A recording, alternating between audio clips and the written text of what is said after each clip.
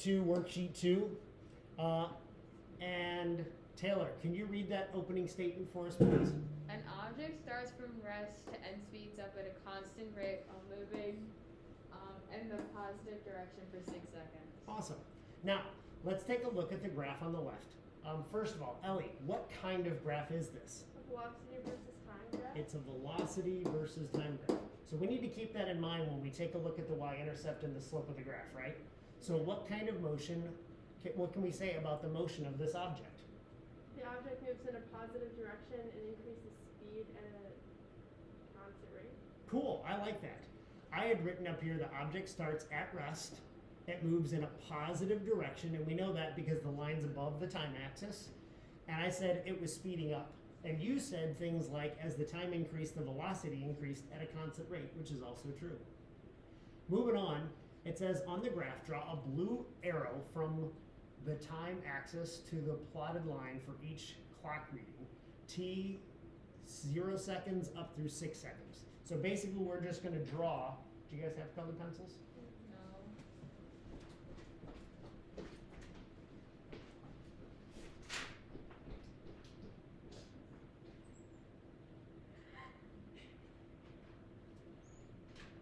Sorry.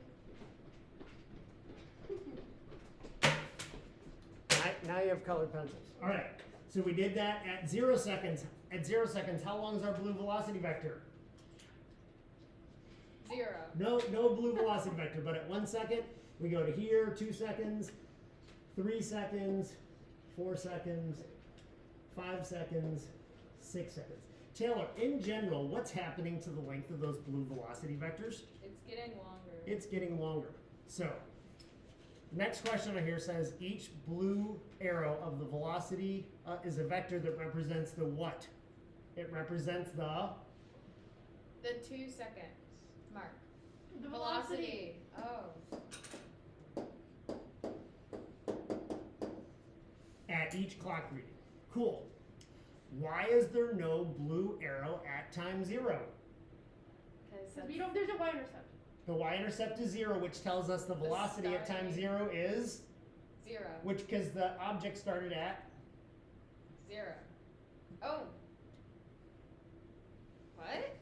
At rest. There you go. So cool. All right. Why is there no blue arrow? Because the object started at rest.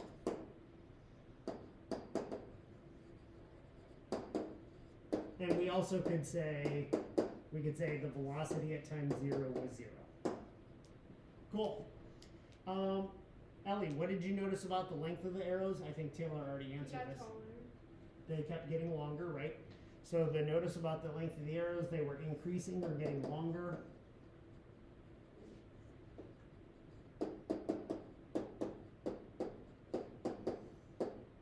Or longer. And what does this tell us about the motion of the object? If the velocity vectors are getting longer and longer, it tells us that the object is going faster. Faster and faster.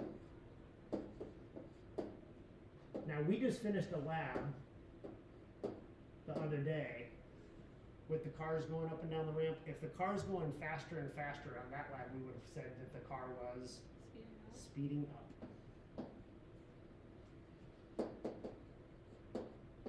Oh, awesome. So letter C, it says the velocity changes as time goes on. At time 0 on the graph, the red arrow pointing straight up along what you would call a rise has been drawn on the plotted line at time 0, and the value of the velocity vector to the velocity vector at 1 second. So we draw the arrow on here, and notice that the height of the acceleration vector at time 0 equals the height of the velocity vector at 1 second. It tells us how much the velocity is going to change. And we already know that any change in velocity is an acceleration. Outstanding. So at 1 second, it maintains that same additional acceleration. And I'm going to change over to a green here. And look what happens when we take the velocity at 1 second. And to that, we consider how much the velocity is going to change, how much it's going to accelerate, and that gives us the length of the arrow at 2 seconds. And if we continue with that process, that same half of those little bars acceleration rate, and that the height of those two combined tells us the velocity at 3 seconds, and so on. Uh-oh, wrong color. And so on, and so on, and so on. I guess I gotta do this. Yeah. And those are our acceleration vectors. So if you consider the velocity and how much the velocity is changing, it points us in the right direction to what the velocity is going to be at the next clock reading. Are we cool with that? Yeah. Cool. Let's see what kind of questions they ask. This red arrow also be thought as a vector representing the Acceleration. I have to keep in mind not all the kids can read cursive anymore. Whoops about that. It says draw red arrows appropriate length for each clock reading. We already did that. From 2 to 6 seconds. Notice, what do you notice about the length of the arrow? What do we notice about the length of all the red acceleration arrows? Are they getting longer, shorter, or staying the same size? Longer. Staying the Oh, same. same. They're all staying the same size.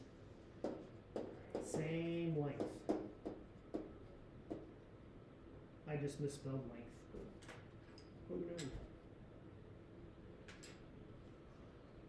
I might have to move things around because I just shifted the whole screen. That's better. Alright, let's keep cranking. What does this tell us about the motion of the object?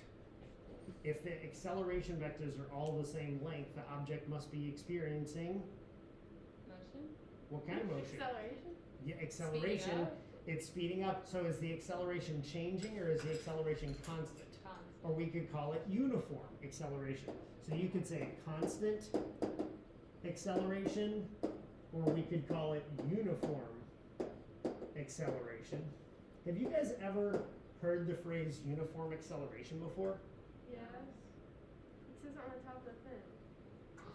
Ellie noticed at the top of it, it's actually the name of the unit. The last unit we had was uniform motion, which is constant velocity. This is uniform acceleration, which just means constant velocity, or excuse me, constant acceleration. So things are going to be, in this unit, are going to be speeding up and slowing down and changing direction in a uniform sort of manner. Letter D. Draw a motion map representing the motion of the object. Choose an appropriate size 0 position for the position axis. Make every dot equal to 1 second. Use blue velocity vectors to represent the velocity and the red arrows to represent the acceleration. And your arrows should appear in length like the ones we do in the graph up above. So they want us to consider the awesomeness that you guys already built with these blue velocity vectors and these red acceleration vectors. So where should we start if we're going to be moving in a positive direction and speeding up? Should we start somewhere close to 0, or should we start someplace far away from 0 if we want to be able to move in a positive direction and Close to speed up? 0, Yeah. but not at 0. Awesome. So I want to remind people on this, we're going to use black for position dots. We're going to use red for velocity, blue for velocity vectors, and red for acceleration vectors. I should have put position. So all of our vector quantities have specific colors. So I'm going to put my first position dot on the first hash mark, and we know that it's going to be speeding up from here. So I have to move to my next spot. Maybe we can put the next dot here. So what do we know about the length of the distance between our position dots as time goes on? We're getting longer, like Yeah. farther apart. So further apart. So I did this one apart, and then we could go 2 apart, and then we could go 3 apart, and then we could go 4 apart. And that's not perfect math on those, but it gives you the idea that we're increasing the distance between the dots at a regular amount.